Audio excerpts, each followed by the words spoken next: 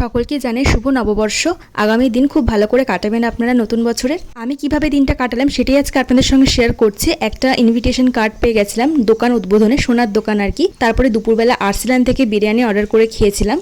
নরম তুলতুলে মাটন, সুসেদ্ধ হওয়া আলু এবং গরম গরম ধোঁয়া ওঠা রাইসের সঙ্গে দুপুরবেলার খাবারটা একদম জমে গিয়েছিল। খেতে খেতে একটা মজার কথা বলি, এই শুভ নববর্ষ অর্থাৎ পয়লা বৈশাখে কিন্তু আমি বলতাম কয়লা বৈশাখ, কেউ আবার হাসবেন না, সত্যি হাসিরই কথা। আর আমার ভাই এখানে পেটটা খারাপ ছিল বলে পান্তা খেয়ে নিচ্ছিল, ভীষণ দুঃখের ব্যাপার এটা। আর সন্ধ্যাবেলা আমরা রেডি হয়ে নিয়েছিলাম, আমি, মা আর আমার ছেলে। আর প্রথমে আপনাদেরকে বললাম না একটা সোনার দোকান উদ্বোধনের ইনভিটেশন পেয়েছি, তো সেখানে চলে এসেছি।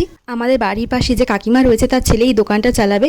আর এখন ক্যালেন্ডার আর মিষ্টি প্যাকেট নিয়ে নিলাম, আর সাথে একটা ম্যাঙ্গো আইসক্রিম খেয়ে বোনকে টাটা করে এখন চলে যাচ্ছি একটু দরকারি জিনিসপত্র কেনাকাটা করতে। ঘরের জন্য পুজোর ফুল, আমার জন্য টিপের পাতা আর গোপাল সোনার জন্য একটা জামা কিনে এবার বাড়ি চলে এলাম। নববর্ষের দিনটা আপনারা কিভাবে স্পেন্ড করলেন সেটা অবশ্যই আমাকে কমেন্ট করে জানাবেন। ভালো লাগলে সাবস্ক্রাইব করবেন।